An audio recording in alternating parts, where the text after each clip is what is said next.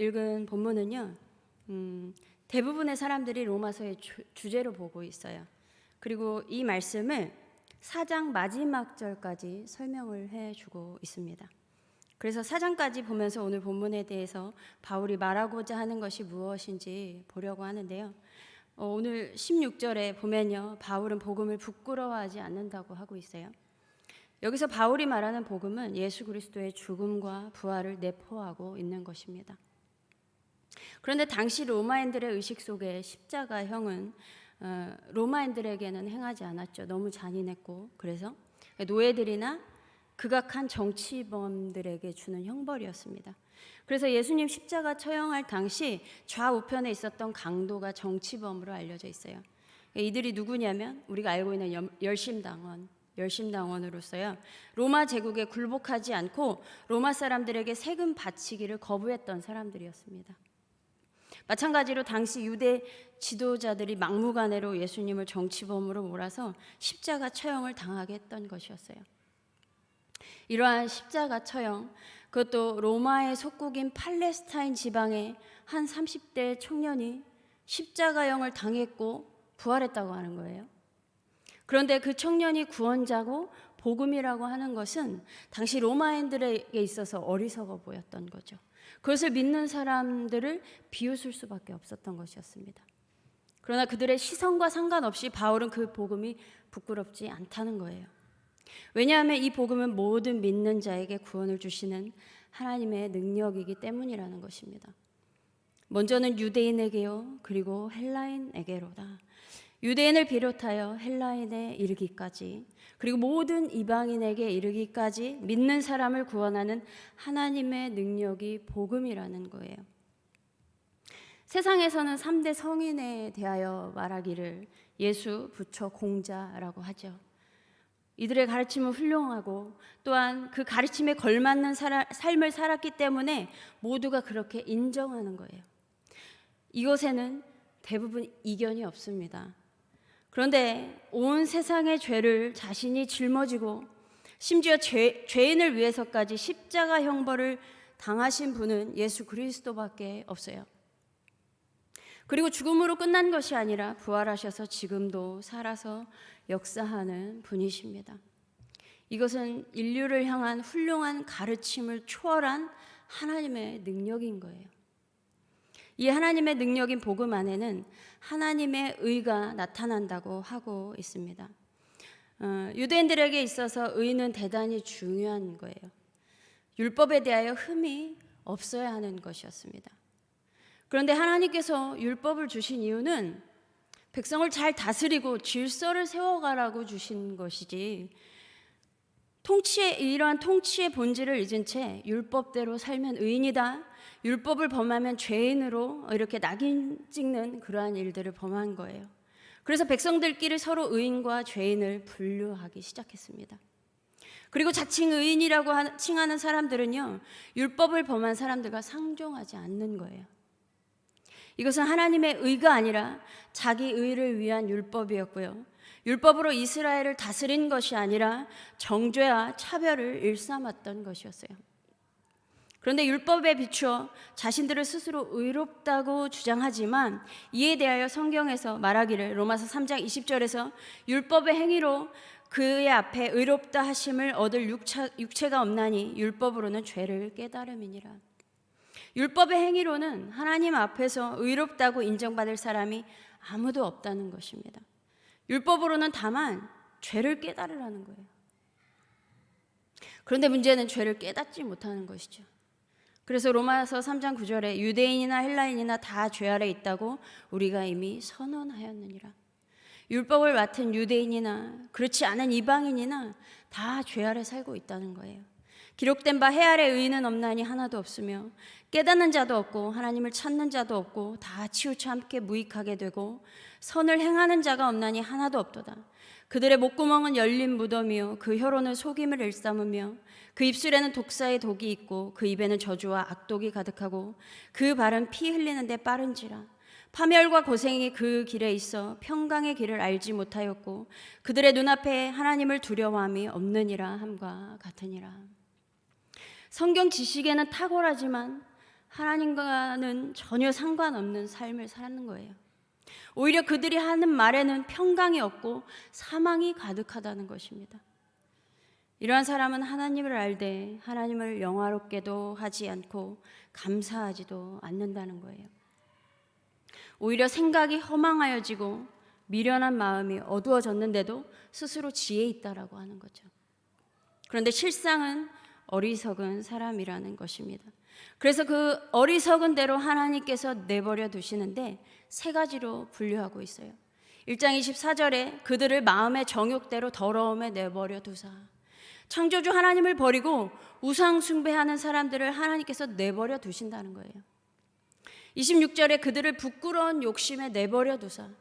성적 욕망 그리고 동성애와 같이 이들을 이러한 욕심에 내버려 두신다는 것입니다. 그리고 28절에 마음에 하나님 두기를 싫어하며 하나님께서 그들을 그 상실한 마음대로 내버려 두사. 그래서 그 결과 그들의 삶에 모든 악함이 작용하는 거예요. 불의하고 추악하며 탐욕스럽고 악의가 가득하고 시기하고 살인하며 분쟁하고 사기와 악독과 수근수근하고 비방하며 하나님을 미워하고 능욕하고 교만한 자, 자랑하는 자, 악을 도모하는 자, 부모를 거역하는 자, 어리석은 자, 배악하는 자, 배악하는 자는 신의가 없는 자를 얘기해요. 무정한 자, 무자비한 자. 이렇게 하나님을 알면서도 하나님을 영화롭게도 하지 않고 하나님께 감사하지 않는 자들을 하나님께서 그 마음의 정욕대로, 부끄러운 마음대로, 상실한 마음대로 내버려 두시겠다는 것입니다. 그래서 그 불의로 진리를 가로막는 사람의 온갖 불경건함과 불의에 대하여 하나님의 진노가 하늘로부터 나타난다고 로마서 1장 18절에서 말씀하고 있는 거예요. 그들의 고집과 회개하지 않는 마음으로 인해서 진노의 날, 하나님의 의로우신 심판이 나타나는 그날에 임할 진노를 그들 스스로 쌓아 올리고 있다는 거예요. 그러면서 2장 17절에서부터 먼저 율법을 맡은 유대인을 책망하고 있습니다. 다른 사람은 가르치면서 자신은 가르치지 않는다는 거예요. 율법을 자랑하면서 율법을 범해서 하나님을 욕되게 한다는 것입니다. 그러니까 정작 자신은 어떤 사람인지 돌아보지 않는 거죠. 그래서 하나님의 이름이 유대인 때문에 이방인 중에서 모독을 받는다고 하고 있습니다. 이러한 불의로 인해서 하나님께서 진노를 내리신다면 그 하나님이 불의하신가? 그렇지 않다라는 거예요. 왜냐하면 하나님은 세상을 심판하시는 분이기 때문이라고 로마서 3장 6절에서 말씀하고 있습니다.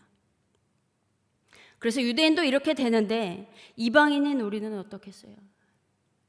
의롭다 할 사람이 아무도 없으며 오직 심판만이 우리를 기다리고 있습니다. 그래서 율법 없이 범죄한 자는 율법 없이 망하고 율법 있고 범죄한 자는 율법으로 말미암아 심판을 받게 될 것입니다. 이렇게 되면 살아도 사는 것이 아니죠. 삶의 의미가 없어요. 착하게 살아도 완벽하게 그 의에 다다르지 않고 악하게 살면 그 결과는 뻔하죠. 그래서 모든 사람의 끝은 허망하기만 한 것입니다. 이렇게 율법 조문으로는 그 어떤 육체도 구원받을 육체가 한 사람도 없어요.